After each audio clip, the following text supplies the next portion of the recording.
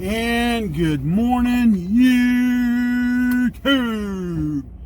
It's the old soldier coming at you again from Robeson County, North Carolina, just south of the little old town of Parkton. If you don't know where that's at, that's cool. Get you a map of North Carolina. Find Fayetteville and come south. Cross into Robeson County out of Cumberland County and you'll find us. It is a cool, crisp, bright morning. I was pulling up my weather forecast for the remainder of the week and into the beginning of next week. Woo, doggy. There's a big cold front coming, and I've seen it talking about it on the news. Sunday night lows here are supposed to be in the 30s. Next Thursday, I saw the projected low of 25 here. That's all for early in the year for those kind of temperatures here. We normally get those like end of December, beginning of January, February, and sometimes even into March. So yeah. Definitely some strange weather going on here today, folks. Definitely some strange weather. Needless to say, it is a cool day. I think today's going to get up to about 70 something though. So, but anyway, what we got going on over here with my neighbor? Neighbor pulling out, getting ready to go to work, I guess. They got him a new car. Cool beans. But yeah, so we've got some cold weather getting ready to come in. So if you live in this part of the country, some things you need to do when it starts dropping. Once it gets below freezing, you need to put your cold water line on a drip on as many faucets you got in your house. It'll keep your water lines it'll help keep your water lines from freezing up. Okay? If you have a well, now's the time to make sure you've got some type of either hot light, what they call them, or heater lamp, I should say, or some kind of method of keeping your pump house heated once it gets below a certain temperature. Okay? Again, to keep your line of water coming up out of your well from freezing. Okay? As far as heating your house goes, now, depending on how your house is oriented, mine faces due south. So what we do during the day is we kind of open up the curtains and the blinds as the sun's shining. That brings in a natural amount of ambient heat that throughout the day makes our house rather pleasant, with a minimal amount of heating being turned on. Nighttime's the difference. And really, nighttime, what we try to do is we try to keep the living room and the den area warm. Bedrooms, not so much. And what I mean by that is we set our thermostat at about 71, 72 and close off any and all vents that we're not using. So when the heat does come on, it heats that portion of the house and then leaves it at that. I still got to fix my chimney so I can start using my fireplace again. But always looking at alternatives and ways to augment and heat our house. So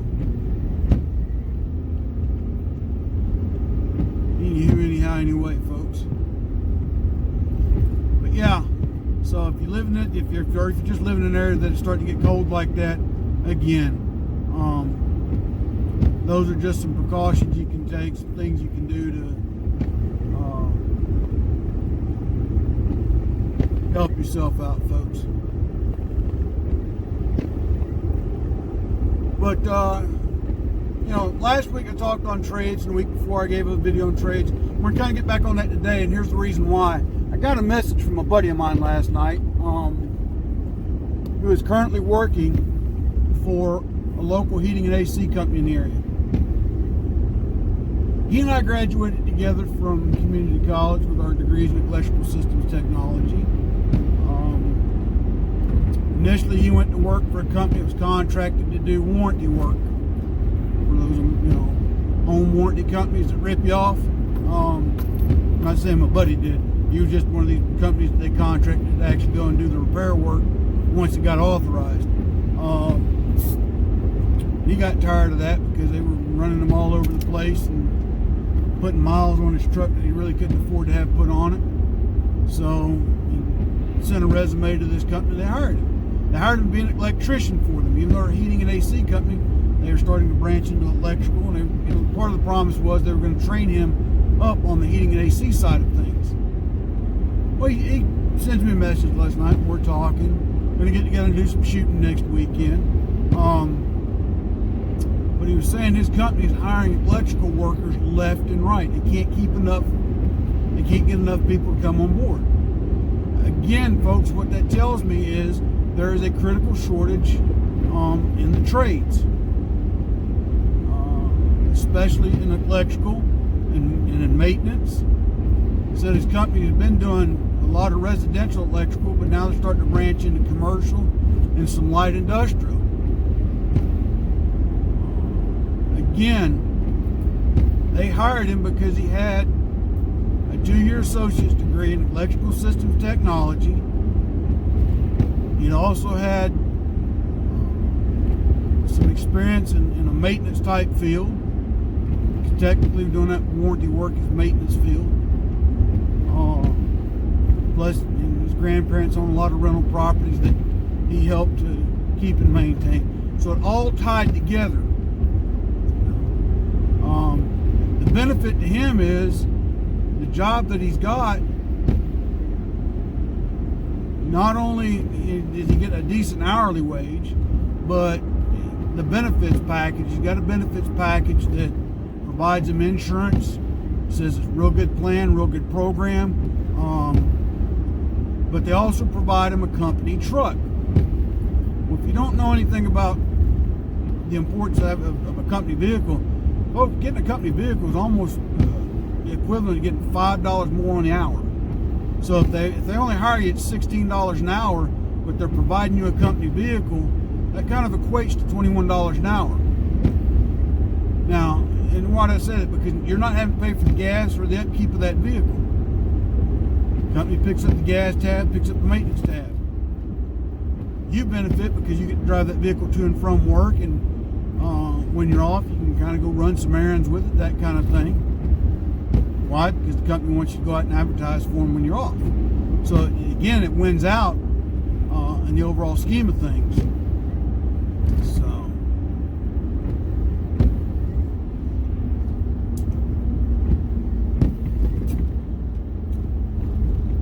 alrighty. You've heard me on here before about a particular county work truck I've passed several times on the interstate and the road for speeding and tailgating. Lo and behold, guess who I'm behind this morning? And yeah, he's speeding through an area that he needs to be slowing down in. Yet he's a county employee. I'm really surprised that he's not tailgating as of yet, but it looks like he might be on his cell phone yakking as he's driving. I'm just curious to know if he's the one, if he knows I'm the one that has reported him. They never asked me for my name when I send the emails in. Oh well, another story for another time, folks. Another story for another time. But yeah, so back to the trades. If you're in a trade program right now, whether it's a 1-year diploma, a certificate program, or in a 2-year program, stick with it. If you're looking to make a career change, I would highly encourage you to look at heating and AC, industrial maintenance, electrical work. They are all booming right now and are in need of qualified and trained workers. Now, with that associate degree, does that mean you're gonna walk right out of school with top pay? Probably not. More than likely, the company's gonna hire you and start you off somewhere in the mid to upper range helper levels. And is that great? No, but is it good? Yes. Because these companies, they have to document your apprentice time too as you go towards what's considered a journeyman level. Here in North Carolina, I forget the number of hours, and there's several different licenses and special licenses you can get in the electrical field. And it would behoove folks to do so if you're in that field, like I said. But by getting that associate's degree, you bring a credential to the table. Say someone who just been a factory worker decides they're tired of just working the assembly line, decides to go apply. You've got some additional knowledge and training that they don't have, and it helps.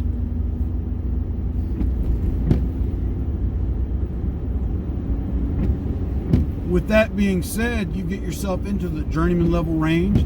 Go back to school and get a business degree. You're saying, what in the world is Old Soldier talking about going back to school getting a business degree now? A lot of people, once they hit that journeyman level, they decide they want to go into business for themselves. And that's great. The American entrepreneurial dream. By all means, go for it. Pursue it with vigor and eagerness. But a lot of times people will get into business and they don't have the first clue on how to run a business. They don't have the first clue on how to manage a business, how to do payroll, how to pay out taxes, how to bid for jobs, how to plan and provide cost estimate for their work to include materials and labor. There's a lot that goes into running a business other than saying, hey, my name is Old Soldier and I run Old Soldier Sparky Electric Company, and I can wire your house. Well, Old Soldier, how much are you going to charge? Well, my labor is going to be $25 an hour, and material is $25 per foot of wire I got to pull. Now, people ain't going to want to listen to that. They'll want you to come in, do a walk around, take measurements, look at where you want things at, and then provide a well-articulated written estimate of the work that needs to be done. And it goes without saying, that can go a long way. And again, like I said, push and pursue getting that degree to do that. Push and pursue getting the knowledge and the power, I say power, listen to me, the knowledge base to accomplish that goal. Okay, it's only going to benefit you in the long run. And again, that's if you're looking to, if you're right now in the market of changing career fields, or you're not sure what you want to do. Industrial maintenance, electrical, and heating and AC right now are some great ways to go, folks. And I would even say surveying. Surveying is another way to go. There's a critical shortage of qualified surveyors in the nation. I've got an uncle that was a surveyor, and he does a lot still for the state of North Carolina in the way of the surveying community. Part of that too is there's a drastic gap in skills with some of the kids' education, I hate to say. I don't have a solution there other than maybe we need to get the liberals out of the education business and put some people up there that, believe in factual science. 1 + 1 is 2, not 1 + 1 could be 2, but if you had this apple, would it be 3 or would it be 2 and an apple? Yeah, there's some weird math that they're teaching in school right now that at the high school and elementary levels that I think they call it using non-real numbers. I don't fully understand it. I just come from an old school thought that 1 + 1 is 2 and 2 + 2 is 4 and 4 + 4 is 8, and if I take one away that makes it 7. My daddy always told me, if you can read, write, add, subtract, multiply, and divide, you can learn. And to this day, I hold firm in that belief. But I hate to say it because of things like the No Child Left Behind Act, NAFTA. What's NAFTA got to do with it, old soldier? I'll get to that. And several other things. Education has been on the decline in our nation. And sadly, some of these knuckleheads that are running for president, they use that in their political spiel. Well, it was their party that created a lot of this problem. So I don't know how they plan to fix it. And I'm not saying the Republicans are any better on this because they kind of went along and let this crap happen. So I'm just as fired up against them as I am the Democrats. But at the end of the day, when you've got children that can't pass a grade or a course and you pass them along anyway, well, if we hold them back, they're just going to overcrowd. And I get that. That's a problem. But passing a child along just because you don't want to see them again in the same grade, or you lower the standard to allow them to pass, you're really just kicking the can down the road. Part of it, and this is my opinion, tell me tell me what you think in your comments below, but this is just my opinion. Part of it is, I think, and what I've heard and what I've been told, there is way too much cultural sensitivity training going on in school. You look at it in California, letting drag queens come in and read to the kids. Really, and we have to be culturally sensitive to that. How about let's wait till these kids become adults and let them decide that for themselves? Let's get back to teaching them how to read, write, add, subtract.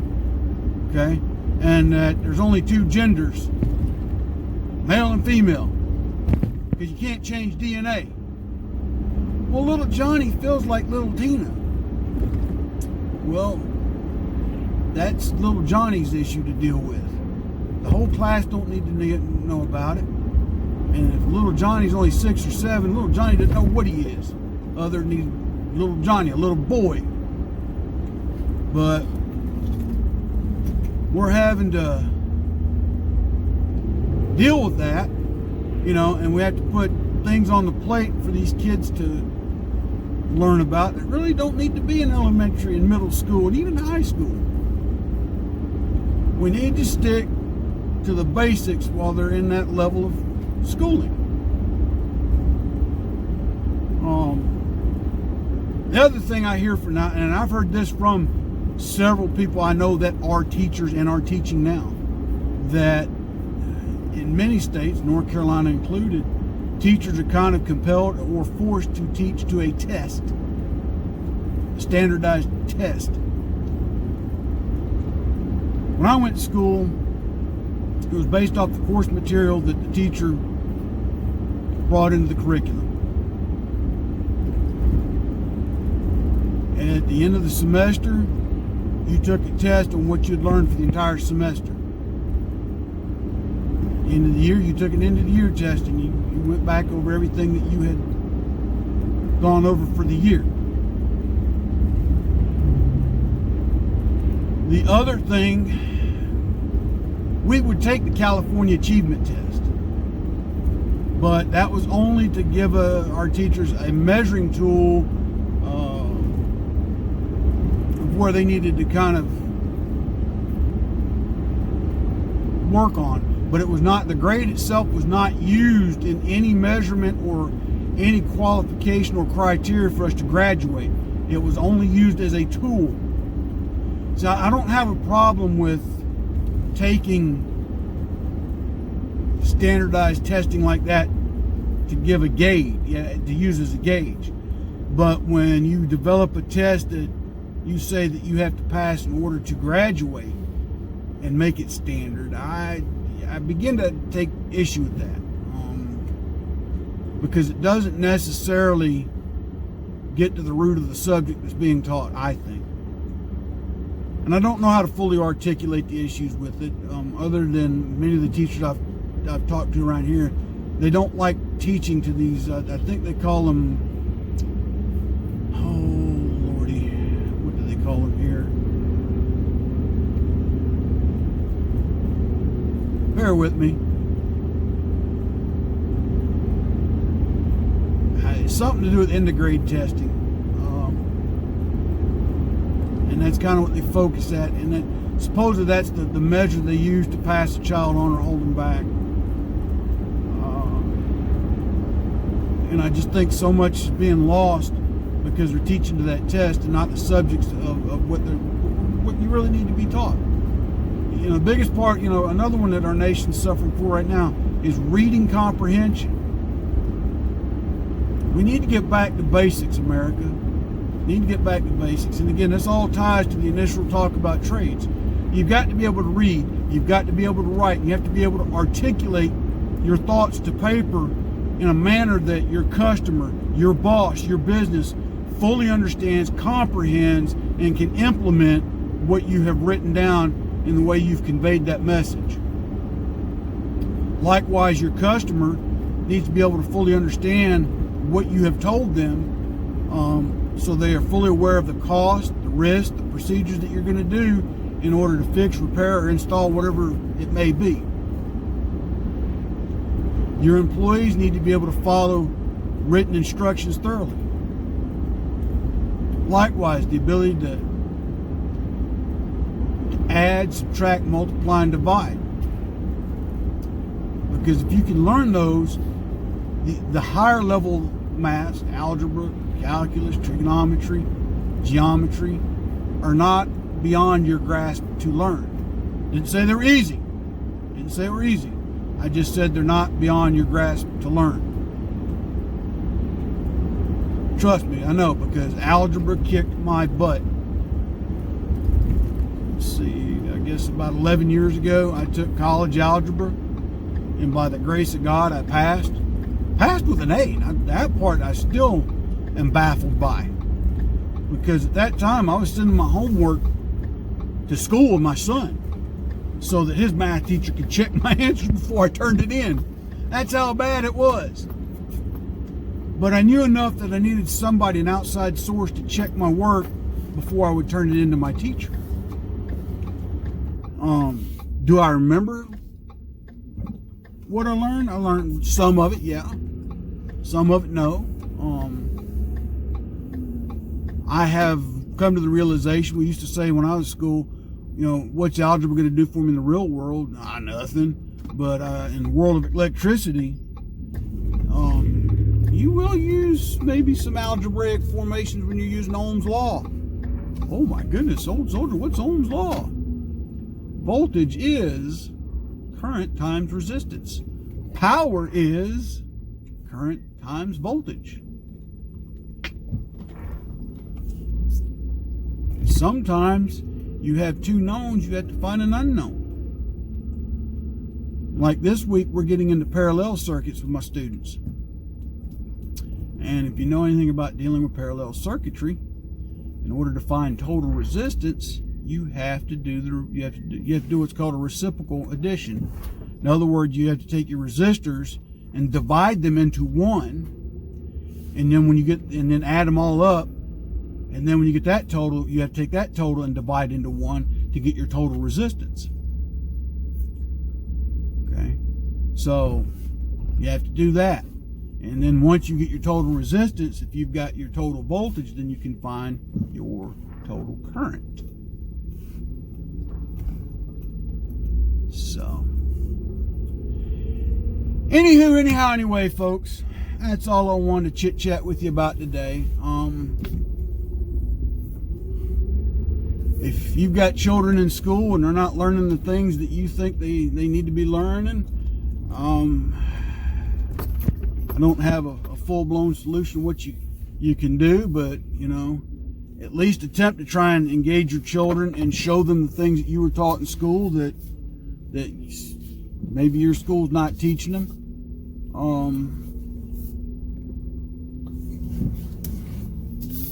and go from there. It's just like when they took cursive writing out of schools. That's another measure I don't agree with. I think they're starting to reintroduce it back here in North Carolina, but I could be wrong about that one. But that was a staple of, when I started learning cursive in 2nd grade. And now they're, for some reason they decided not to teach it at all. But anyway, that's all the time I got today, folks. God bless. Take care. Remember the charities I always ask you to support, tunnelstotowers.org. Pin up for vets and valor for veterans that can't do it by themselves. Veterans, listen to me. Or vendors, I'd ask you to support Money Quick Pawn, Rayford Road, Fayetteville, North Carolina. Robert's Custom Woodwork, Unsung Patriot. Help me out. Get a couple of my books. Get a few of my t-shirts. I'd greatly appreciate it. All the links to these things down below, folks. But until tomorrow, God bless. Take care. And this is the Old Soldier out.